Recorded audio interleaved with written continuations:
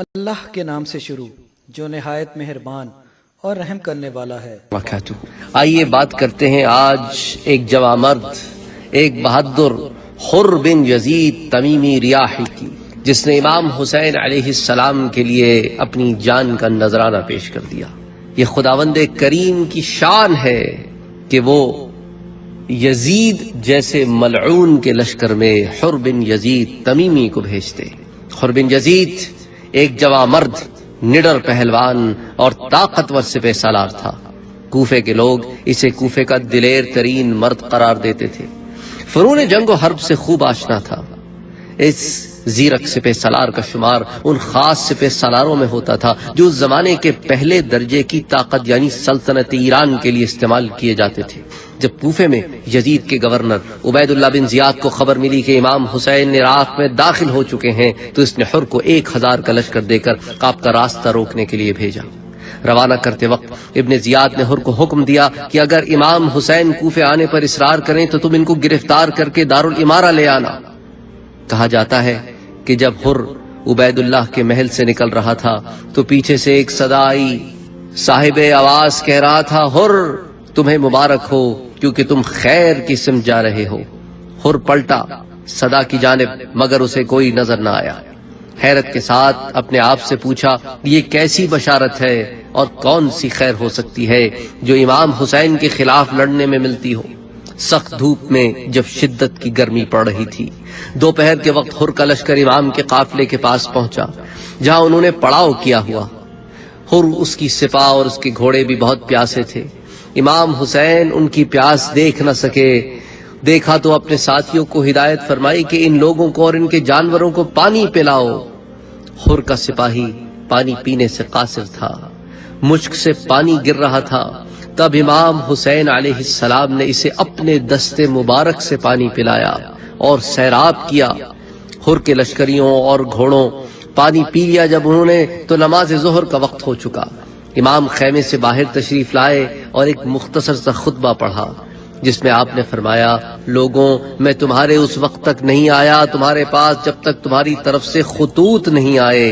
تمہارے ایلچی اور قاصد میرے پاس آئے، انہوں نے مجھ سے درخواست کی اور کہا کہ آپ ہمارے پاس تشریف لائیے، آپ ہمارے پاس آئیں کیونکہ ہمیں ایک امام کی ضرورت ہے۔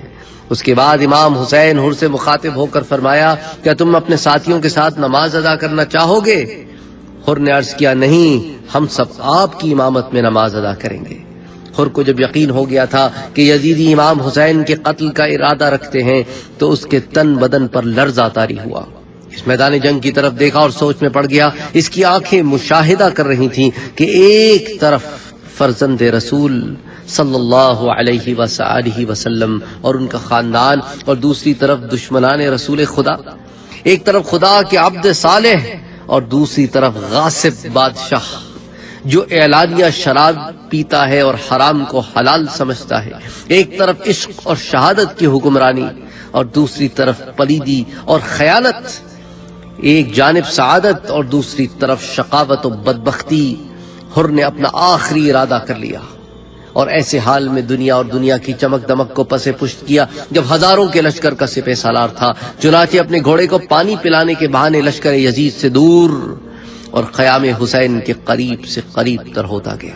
جب حر کو بھیجا گیا تھا امام کی راہ روکنے کے لیے، یہ وہ وقت تھا کہ ابھی امام کربلا میں نہیں پہنچے تھے، اور جب حر نے یزیدی لشکر سے کنارہ کشی اختیار کی اور امام کے ساتھ آ کے ملنے لگا تو وہ کربلا کے قریب، کربلا کا مقام اب چند دن کے بعد ہونے والے واقعات کی طرف آتے ہیں۔ اللہ اکبر، اللہ اکبر۔ یہ وہ لوگ ہیں جنہوں نے اپنے ایمان کا حق ادا کیا، اپنے ایمان کا حق ادا کیا۔ ایک لشکری ساتھی مہاجرین اوس جو اس وقت حر کے ساتھ تھا پوچھنے لگا، حر کیا سوچ رہے ہو؟ کیا حسین پر حملہ کرنا چاہتے ہو؟ حر نے کوئی جواب نہ دیا بلکہ اس کا پورا بدن کانپ رہا تھا۔ مہاجر نے کہا، خدا کی قسم میں نے کبھی بھی تمہیں اس حال میں نہیں دیکھا۔ اگر کوئی مجھ سے پوچھتا کہ کوفے کا دلیر ترین آدمی کون ہے تو میں تمہارا نام لیتا۔ حر نے کہا، واللہ میں اپنے آپ کو جنت اور دوزخ کے درمیان دیکھ رہا ہوں، اور اگر میرے جسم کے ٹکڑے ٹکڑے کر کے جلا بھی دیا جائے تب بھی کسی چیز کو جنت پر ترجیح نہیں دوں گا۔ اس کے بعد حر نے گھوڑا دوڑایا اور خیام امام کے روبرو پہنچ گیا۔ حر جب امام حسین کی خدمت میں حاضر ہوا تو نادم و شرمندہ تھا اور اپنے ہاتھ اپنے سر پر رکھے ہوئے تھے۔ امام حسین کے سامنے کہنے لگا، اللہم الیک انبت، اے اللہ میں تیری طرف لوٹ آیا ہوں، میری توبہ قبول فرما، کیونکہ میں نے تیرے اولیاء اور تیرے رسول کی بیٹی کے فرزندوں کو خوف و دہشت سے دوچار کیا۔ اللہ اکبر اللہ اکبر اللہ اکبر اللہ اکبر۔ اس کے بعد امام حسین کے سامنے اپنی غلطیوں کو اعتراف کیا اور کہا، میں اپنے کیے پر پشیمان ہوں اور خدا کے سامنے اپنے اس عمل سے توبہ کرتا ہوں، کیا میرے لیے توبہ کرنے کا امکان ہے؟ امام حسین نے فرمایا، ہاں، اب حر اپنی غلطیوں سے تائب ہو چکے، لیکن پھر بھی عرض کیا، چونکہ میں پہلا آدمی تھا جو آپ کے مقابلے میں آیا، لہذا سب سے پہلے آپ کے سامنے قتل ہونا چاہتا ہوں، شاید حساب کے روز میرے آپ کے جد صلی اللہ علیہ وآلہ وسلم کے ہاتھ میں قرار پانے کے قابل ہوں۔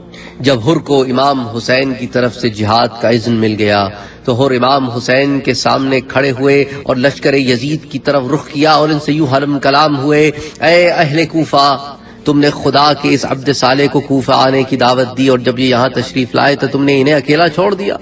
تم نے ان سے وعدہ کیا کہ آپ کی خاطر جان قربان کریں گے، لیکن جب یہ آگے تو تم اپنے تلواریں انہی سے لڑنے کے لیے سونت کر کھڑے ہو گئے، اور اس پر یہ ظلم کہ اللہ کے ان پیارے بندوں کی واپسی کی تم راہیں بند کر دیتے ہو، اللہ کی اس وسیع و عریض زمین پر ان کو کہیں جانے کی اجازت نہیں دیتے ہو۔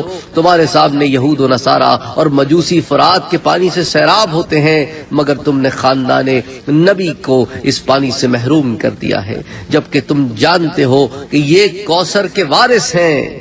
اللہ اکبر اللہ اکبر۔ عقیدہ تو دیکھیں نا حر کا، عقیدہ تو دیکھیں نا حر کا۔ منطق و عقل سے آری یزیدی فوج حر کی باتوں کو برداشت نہ کر سکی اور انہوں نے حر پر تیروں کی بارش کر دی۔ حر نے بھی بپھرے ہوئے شیر کی طرح حملہ کیا، پے در پہ کئی یزیدیوں کا سر قلم کیا اور اپنی تلوار کا حق ادا کیا۔ جب یزیدی فوج نے دیکھا کہ پانی سروں سے اونچا ہے تب انہوں نے مل کر حملہ کیا اور یوں یہ فدائے حسین یزید کی فوج سے ٹکراتا رہا، ٹکراتا رہا، ٹکراتا رہا۔ آخر حر شہادت پا کر سرخرو ہو گیا۔ یہی خیر تھی جس کے متعلق سوچتے ہوئے وہ دار الامارہ سے رخصت ہوئے تھے۔ آخر وہ بشارت سچ ہوئی اور لشکر یزید کا سردار شہیدوں کی صف اول میں شامل ہو گیا۔ اللہ تعالی حر بن یزید کے مقام کو بلند سے بلندتر کرے اور اسے جنت الفردوس میں داخل کرے۔ اللہم صلی وسلم وبارک علی سیدنا وحبیبنا وشفیعنا محمد صلی اللہ علیہ وآلہ وصحبہ وبارک وسلم وصلوا علیہ وسلموا تسلیما۔ امید ہے آپ لوگ کو ہماری یہ چھوٹی سی کوشش ضرور پسند آئی ہوگی، اس لیے آپ سب لوگوں سے گزارش ہے کہ اس ویڈیو کو زیادہ سے زیادہ شیئر کریں اور اسلام کو دوسروں تک پہنچانے میں ہمارا ساتھ دیں۔ جزاک اللہ۔